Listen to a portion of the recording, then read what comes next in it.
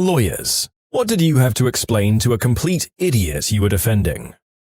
No, you dingus. Self-defense does not mean that he punches you in the face and then 2 weeks later you go to his house, ring his doorbell, and kick the crap out of him.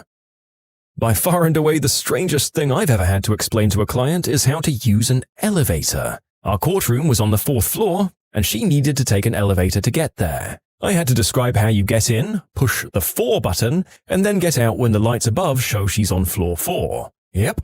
The dumbest legal thing I've had to explain is that you can't terminate your parental rights voluntarily and then request visitation with that child. I once had a client who wanted to declare bankruptcy. I explained that he needed to have his tax returns over the past few years filed in order to do so. He said he hadn't filed taxes in 20 years because it ain't none of the government's business how much money I make. I don't understand. People make it sound like the IRS will throw you in a federal penitentiary if you ever dare to not file taxes, but some guy can just not file for 2 decades and have nothing happen to him? Can someone explain to me how that's possible? When I was a legal intern at a criminal defender's law office, we had a client who was charged with murder. We explained to the client not to make any phone calls saying anything incriminating because it will be recorded. Where prisoners can use the phone, there's a giant sign that says, "Phone calls will be recorded." On top of that, before you're able to call out, there's an automated recording that tells you that all calls are being recorded and monitored unless it's to your attorney, which are covered by privilege. A client made a call to his girlfriend that very evening asking her to hide his weapon. I just found out right now what happened to the case. Apparently it was dismissed. The defense attorney was really good. It doesn't matter whether you were sober or not. You jumped out of a 3rd-story window with a beer bottle and threw it at a cop. The jury is going to think you were drunk. Also, I think you were drunk. To be honest, wouldn't proving that they were sober be a much worse thing for this person? I mean, they're in trouble anyway, but surely if someone knows you attacked the police officer while in possession of all your faculties, people have a fairly good indicator that you acted purely vindictively. I had to explain to a client that they had to pay me. This is more common than you'd think. For some reason, some people think lawyers are like their personal spiritual guides or fairy godmother. That you really can go to jail if we lose at trial. Mine's from this week. My client said, "So, I don't smoke crystal, I just think it's from doing the deed unprotected." I answered, "So you'd like me to explain to the judge, it's okay, you just bang crystal heads." Yeah! Not a client per se, but a victim. Had to explain what the correct medical term for the word splooge meant. The defense attorney asked if the defendant splooged, and she said, "No." On redirect, I explained that the word meant something came out of his private parts, and she said, "Oh, then yes." Not the brightest person I've ever met. That your boss sending you a substance test after he walked in on you snorting white snow off your desk does not qualify as entrapment. You can't sue him. Don't signal to the judge that you need to use the restroom during your trial by making eye contact and vigorously nodding while urgently pointing at your crotch. You should tell your lawyer and let her take care of it. You should definitely not make a break for the door. I went on a date with a lawyer recently who had told me he had to be at work at 9 a.m. the next day to explain to someone that he could, in fact, be fired for killing someone with the company vehicle. I was contacted by a couple who had paid for a trip to see the midnight sun in northern Norway. They wanted to sue the travel agency when they found out it was the same sun that they had back home. I had to explain that there's only a single sun and that they can't sue a travel agency for selling a midnight sun trip. Every year, one of the travel agencies publishes a list of the most ridiculous complaints they've received. They're hilarious. Last year, someone complained that the beach was too sandy. Another good one was that they hadn't told the couple that a lot of the beaches can be, undressed, and the husband became, quote, distracted. I work on appeals, which means that I spend more time with the law than with real people. But the law has some gems, like this one guy who really happened. Document reads, "At the police station, the arresting officer advised defendant, both orally and with a consent form, of his constitutional rights pursuant to Miranda v. Arizona, 384 U.S., bunch of numbers, 1966. Defendant refused to sign the consent form and stated that he would never waive his rights. At the same time, however, he asked the arresting officer whether he could speak to him man to man. At this point, a detective with the task force entered the room with the evidence of the substances gathered from the inventory search of the Corvette and advised the defendant of the charges that would be filed against him. To this, the defendant responded, "You think this is big time? This ain't crap." The detective then asked the defendant whether he was willing to provide them with any information, and the defendant responded that if he were released with his substances in his possession that night, he had called the police occasionally with information on certain persons he felt needed to be off the streets. The detective then started to leave the booking area, and the defendant said, "And I want my stuff back." When the detective asked him whether he was referring to the substances discovered in the Corvette, the defendant responded that he was. File that under, "You should definitely exercise the right to remain silent." I had to tell mine why they shouldn't have called the cops to tell them exactly what they did that violated the restraining order. A lawyer can't out and lie for a client. If you said to them, "Yeah, I burned his frickin' house down and weed on the ashes," then he can't say that you were 2 states away. That blew some of my students' minds. When I was volunteering at teen court in college, I had a kid who burned down a few hundred acres and a half-dozen houses. As soon as I went, "Let's talk about how to handle this," he went, "I did it. I was bored and I wanted to see if I could catch the field on fire, and then when it spread, I figured, frick it, they have insurance, and I left without calling the cops." Totally confused when I told the judge I need to be relieved after he started lying his butt off about it in court.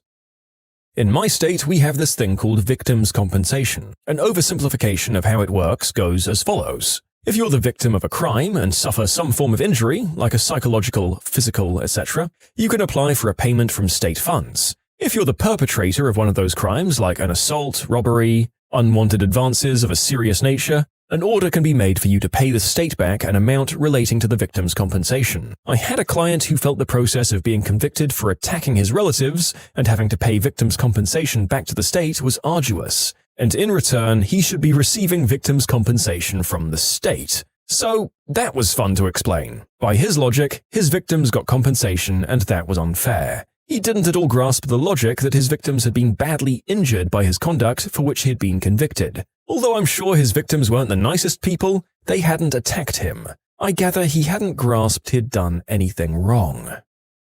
I had a client once who was in trouble for stealing sample medications from a hospital. We got security footage from the DA as part of the evidence, and when it came down, we watched it together. The camera was literally 10 feet away in a well-lit room, and we watched her shovel prescription samples into a garbage bag and walk off. After it was done, she turned to me and asked if I thought she was going to be able to get off. I said no. Honestly, the DA was being super nice. She had pulled this trick 2 days in a row and got caught, and they were doing them as 2 separate charges. Combined, it would make it a felony, but instead it was only facing like 2 years in prison. I had a deal worked out to get it down to 6 months. And this lady fired me because she thought she could get off without anything. The DA let me know that no offer would be available to her after that move. I wonder if there's any lawyer alive who'd confidently tell their client that they could get away scot-free when there was video evidence of them committing said crime. Oh, and I mean a regular person, not one of the super rich. They get away with this crap all the time.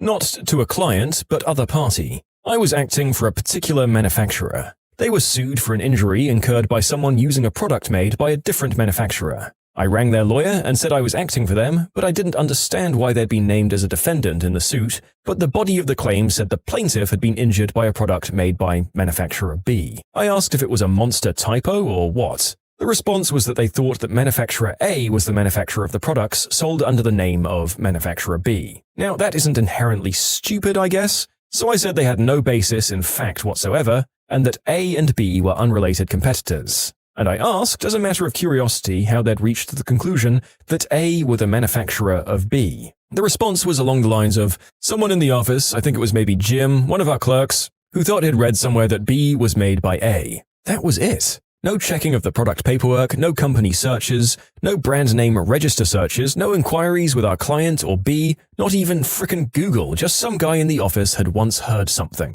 And on that basis, they'd issued a very financially sizable product liability suit. I once had to explain to a client that he could in fact fire an employee for 1, stealing significant sums of money from the safe, 2, for pulling a weapon on a coworker who questioned these activities, and 3, waving said piece in a customer's face moments later, all of which were on camera. I processed a case where a woman sued her lawyers after a divorce because they didn't explain to her that divorcing her husband meant she'd no longer be married.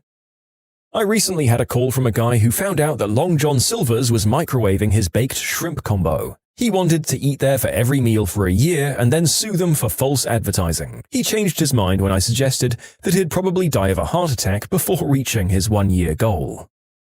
I watched a Florida Supreme Court appeal over a murder case. The guy killed several people with a baseball bat and wanted his sentence mitigated because he had PTSD. He claimed he had PTSD from experiencing the murder he committed. The court had to explain to him that a mental issue acquired while committing a crime can't mitigate you from the crime you committed. You can submit your own stories to be featured here on the channel. The story submission link is in the description below. And if you want to listen to some vibey music in the background, check out Easy Mode, also linked below, and subscribe. When a client called me this past Memorial Day and I asked why she was calling me on a holiday, she replied that she didn't think Jews celebrated Memorial Day. I never thought that I'd have to explain that to anyone. To answer some of the questions, yes, I am Jewish. No, I never told her I was Jewish. I have an answering service which took her call and emailed me the message, which was that it was very urgent that she speak to me that day. Given the courts were closed and her case was a paternity and child support matter, I thought it had to be quite the emergency. Turns out it wasn't. She just wanted to ask whether the suspected father was required to take the DNA test ordered by the court. I then had to explain what paternity meant. Not the dumbest, but the one I have the most problem with is attorney-client privilege. It's only a secret and safe from discovery from the other side if you keep it a secret. Don't forward my emails to other people. Don't talk about your case. Keep it a secret.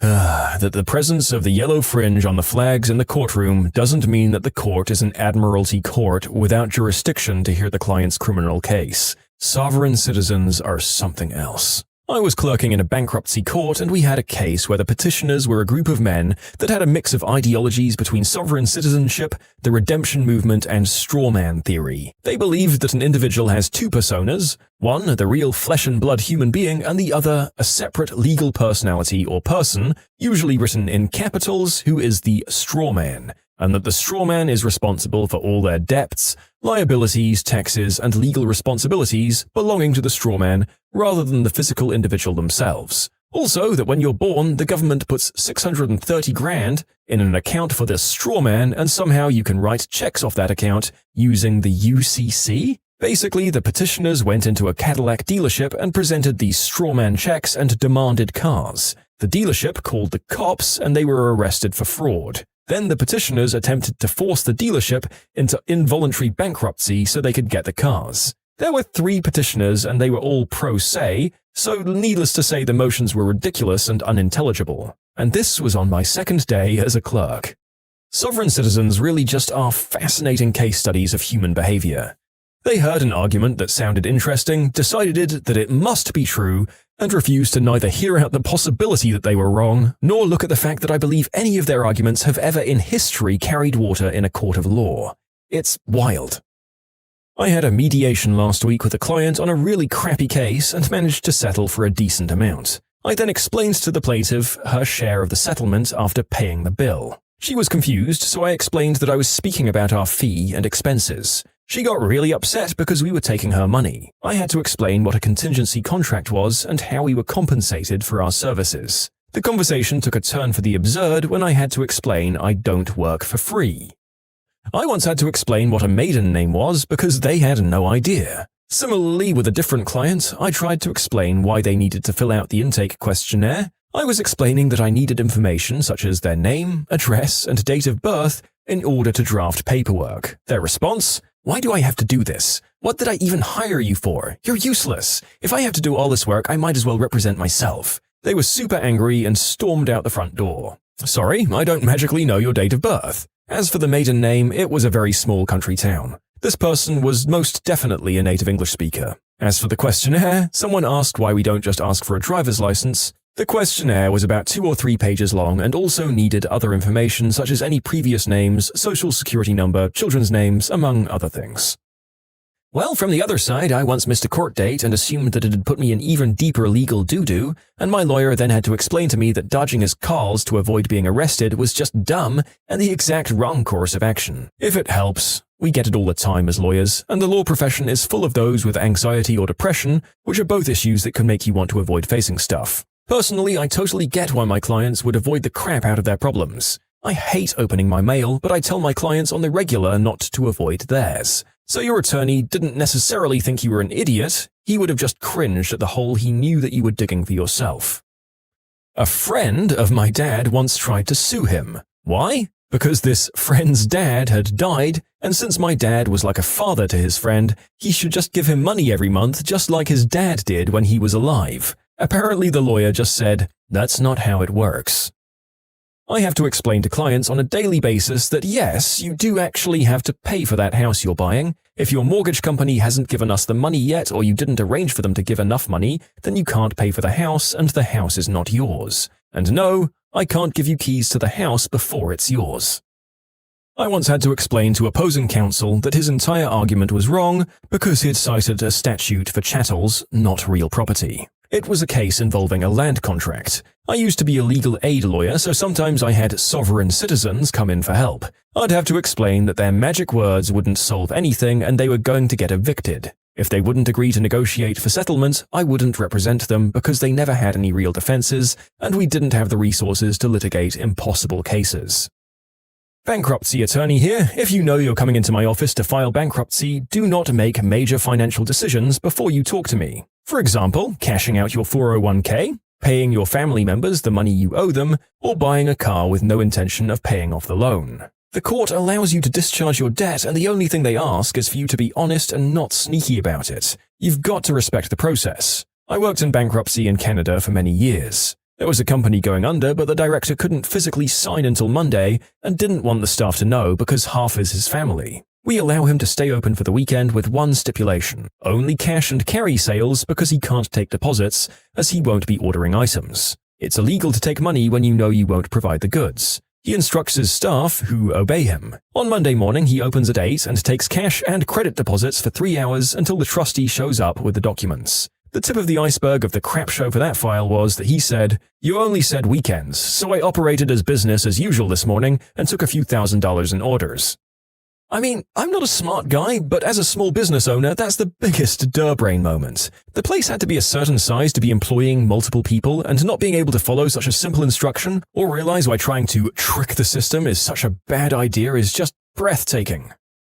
Not the lawyer, I'm the other side of the lawsuit for this piece of work. Obviously, I'm trying not to reveal details. Sorry, but it's still going on. So far, we, the judge, his lawyer, I want to say it's been 9 different lawyers now, have had to explain to him the following. The statute of limitations. Lawyers quit if you don't pay them. My lawyer cannot advise him. He has to pay the court fees. Lawyers quit if you don't pay them. If you fire your lawyer when suing as a corporation, you'll be kicked out. Lawyers quit if you don't pay them. Statute of limitations again. My lawyer cannot advise him that during discovery he handed over emails that had the actual date of a meeting instead of the month earlier that he'd been claiming. Lawyers quit if you don't pay them.